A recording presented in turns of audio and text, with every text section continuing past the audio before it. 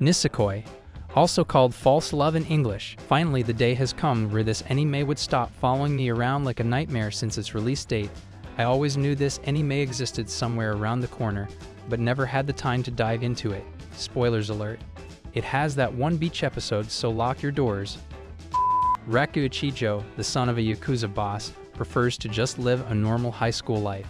On the way to school, he is kneed in the face by a girl, but gets tended by Kosaki Onodera, a sweet classmate that he has a crush on since middle school.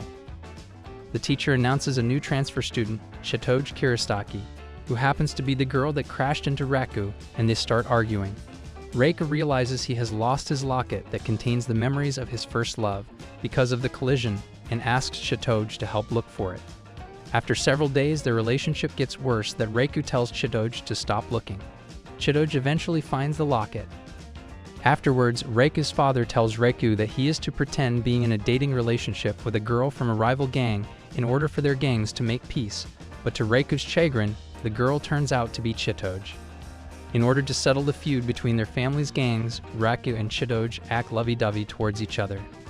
The next day, Shitoge and Reiku go on a date, which is heavily supervised by the gangs, but they drive each other nuts on typical activities. Heads to a restroom where she overhears her gang acting suspicious over the relationship. Reika wishes he were on a date with Kosaki instead when she suddenly appears. Shitoge returns and tells Kosaki that she and Reiku are a couple. Raku and Shitoge's classmates get word that they are a couple, but before they can deny it, they spot Claude watching from the tree, so they act lovey-dovey. Kosaki tells Raku about his good qualities and how he cares about people, but accidentally drops her key. When Reiku learns that Shitoge has not made any other friends, he helps her out. They talk about their fake dating situation, unaware that Kosaki has overheard them. Raku's friends come over to his house for a study session. Ruri tries to set up a situation where Raku tutors Kosaki, but Shitoge volunteers. Shu asks if they have kissed yet, so Reiku pulls him aside and reveals his situation with Shitoge. Reiku's gangster guys trick Reiku and Shitoge into being locked in a storage room, where Reiku learns that Shitoge is afraid of dark places. They also discover they have never kissed anyone on the lips before.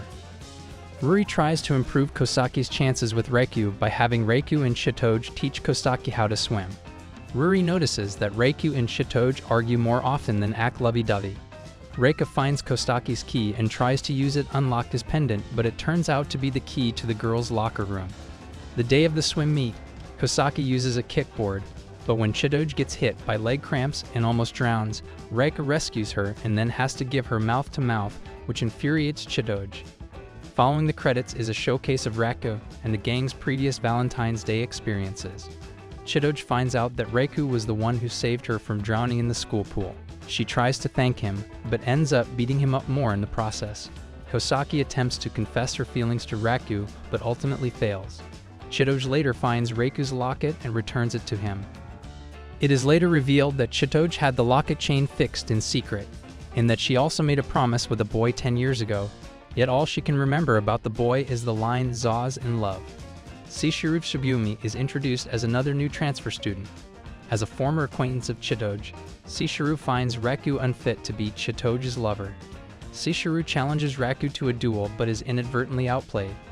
While trying to revive his opponent, Reika learns that Seishiro is actually a girl despite her masculinity. The day ends with Raku earning a genuine amount of respect and affection from Seishiro. When Raku has to buy pet food, Tsugumi accompanies him to see if he is really fit to be Shitoge's boyfriend. However, Tsugumi is bothered by her developing feelings for Reiku, so she later seeks advice from her classmates. After being reminded that Shitoge had a first love, Shitoge opens her closet and reads her old diary from 10 years ago. When the entries cease, she discovers a key resembling one that could open Raku's locket. Reika's class has a trip to a hot springs resort. Shu arranges for Raku, Shitoge, Kosaki, and Seishiro to ride together and bump into each other on the way. Shitoge recalls the boy from her diary has a scar on his forehead, but is shocked when she sees Raku with a forehead scar. After settling in, the group plans to take a dip at the hot springs. Claude switches the signs for the men's and women's bath to trap Raku into the wrong hot springs. In the bath, Shitoge finds Reiku, but the two cooperate to get Raku to an escape route. However, the other girls arrive, and Kosaki's talk about first love has Raku curious. Raku eventually escapes and apologizes to Chitoge. Continuing on the resort trip, the class holds a test of courage where the boys are paired with girls. Raku and Kosaki are luckily paired with each other. Meanwhile, Chitoge, who had mixed feelings after the bath incident, was prompted to become one of its ghosts for the test despite her fear of the dark. After hearing of Chitoge's situation, Raku leaves Kosaki to rescue Chitoge. While recollecting on the time she was saved by a boy as a kid, Raku appears before Chitoge. Afterwards, Chitoge tells Raku to call each other by their first name. When Sugumi plans a surprise birthday party for Chitoge and invites Raku and his friends, Ruri makes Kosaki go with Raku to shop for gifts together. Raku finds his time with Kosaki to be fleeting, but Kosaki shows Raku a scenic overlook. When Raku asks Kosaki if she is the promised girl from 10 years ago, she answers yes, but they are interrupted by a phone call. At the party, after receiving her friends' and family's gifts, Chitoge asks Raku about his feelings for the promised girl and whether he recognizes the phrase "forever in love." Chitoge reveals that she has a key that could unlock Raku's locket, but when they try, the key breaks. While Raku's locket is under repair, Raku thinks about who might be the one he made the promise to. Chitoge's father mentions that he recognized Kosaki from the past as the three were friends.